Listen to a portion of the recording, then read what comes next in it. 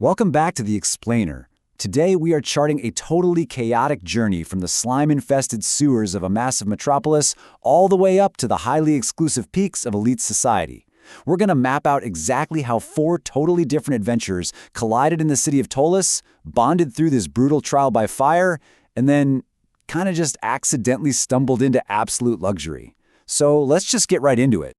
You know, there's a phrase from our sources that just perfectly captures the wild whiplash of this adventure so far. Quote, "From fighting sewer slimes to lounging in elite Proustan bathhouses." End quote. I mean, in the span of just a couple of days, these newly forged companions experience the absolute lowest, grittiest depths of the city, and then, completely unexpectedly, they're thrust right into the lap of unimaginable luxury. We're going to break down exactly how they got from point A to point B. And we have to start with the city itself. I mean, just look at the sheer, overwhelming size of Ptolus, the city by the spire. This isn't just your average town, right? It's this massive, multi-tiered urban landscape where danger and, well, opportunity lurk on literally every single corner. When our four adventurers first arrived, they were really just tiny fish in an incredibly large, incredibly ancient pond. But despite entering from completely different directions, they were all about to be drawn right together. It's like the city's geography naturally funnels fresh adventurers inward, almost like a whirlpool. We had arrivals coming in from the bustling docks, the rural farmlands, the King's Road, and St. Valiant's Cathedral. Different backgrounds, totally different motivations, but they were all seeking the exact same convergence point, the Delvers Guild. And here's why this matters. Ptolus is a city that absolutely demands you find a place to prove your worth. The Guild? Well, that's the ultimate crucible for that. So let's break down exactly how these initial arrivals actually played out, starting with our friends from the countryside. So, our first two arrivals are the rogues, Bo and Carl. These two friends came straight from the farmlands, and they didn't exactly arrive empty-handed. They actually smuggled in a wagon full of goods to sell. But man, city life hit them fast. Right out of the gate at the South Market entrance, they get harassed by Felix Blackwood, who's this local rogue just looking for trouble.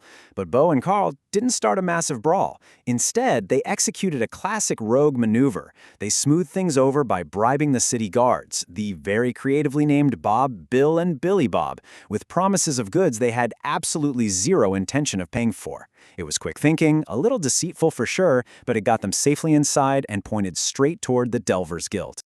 Meanwhile, our third-party member took a completely different route. The necromancer, Trips, arrived by sea, stepping off a ship right into the chaotic energy of the docks.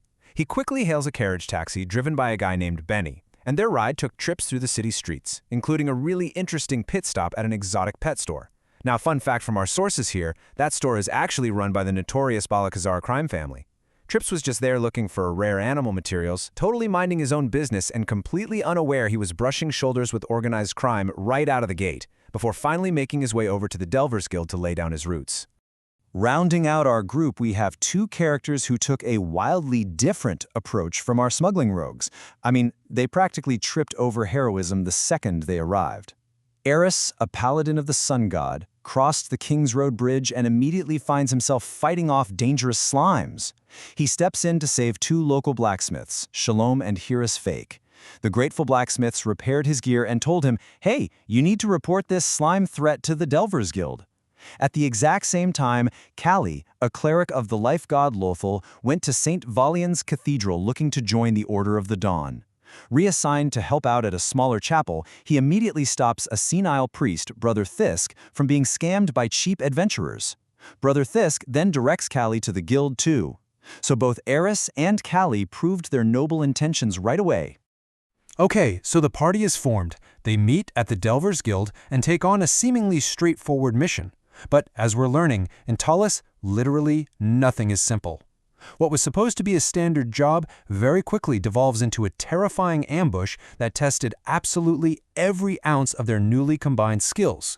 This was definitely not a standard fight. It was a highly coordinated two-front nightmare. On one side, you have this massive giant slime dealing continuous environmental damage, just ticking away at the party's health every single round. And on the other side, A treacherous ambush timed perfectly by Felix Blackwood, yep, the exact same rogue who harassed Bo and Carl earlier, along with his ally, Chappie. The party literally had to figure out how to survive horrific acid burns while simultaneously fending off seasoned strategic rogues striking from the shadows.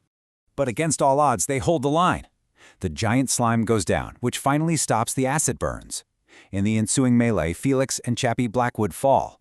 Seeing his backup wiped out, a third ambusher, Cobalt, makes a desperate break for a secret door.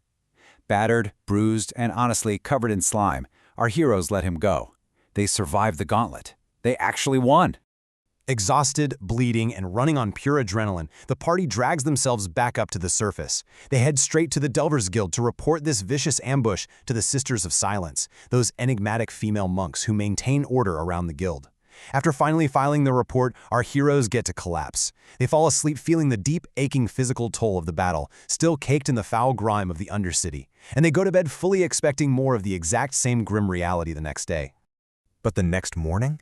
Talk about a magical awakening.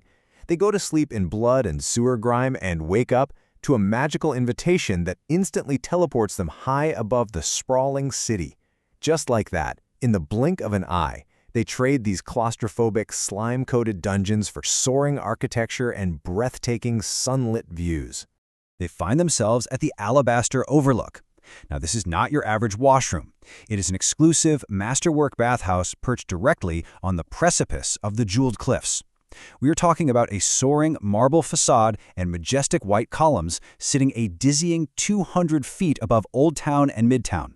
It's owned by a notoriously wealthy woman named Vala Ivansk, and it caters strictly to noble families and the absolute elite of Polish society. I mean, just think about the stark economic contrast of the city for a second. A regular bath in Midtown, 8 copper pieces, served by exhausted humans in a grimy basement. But the Alabaster Overlook, a single session starts at a staggering 15 gold imperials. That's a massive jump. And the staff? Tireless, semi-invisible magical servants who literally float around folding silk robes and pouring rare wines. The air itself smells of perfumed flesh and blooming jasmine from the estate gardens. It is a completely different world, and it perfectly highlights just how divided the wealth in Ptolus truly is. And the amenities are honestly mind-blowing. The Overlook uses the highest level of Preston technology. We're talking complex pressure systems and alchemical boilers, providing endless hot and cold running water. The party is treated to private soaking tubs carved from solid granite, and they're situated on cantilevered balconies that seem to just float over the 200-foot drop of the Jeweled Cliffs. It gives them an unmatched view of the towering spire. They even have their drinks kept cold by magical, shimmering ice sculptures sourced directly from the mysterious dreaming apothecary. It is an absolute fantasy of luxury. But they aren't just here for a vacation, right? They've been invited. As they're led into a private steam room designed to look like a celestial observatory, a room literally known as the Sanctum of Clouds, they find someone waiting for them. Sitting right there in the celestial hot spring overlooking the entire city is a mysterious turtle. Which leaves us with the ultimate question. After surviving the slimes and the assassins of the lower city, who exactly is this turtle? And what could someone with this level of extreme wealth possibly want with our newly blooded adventurers? Well, we'll have to find out next time.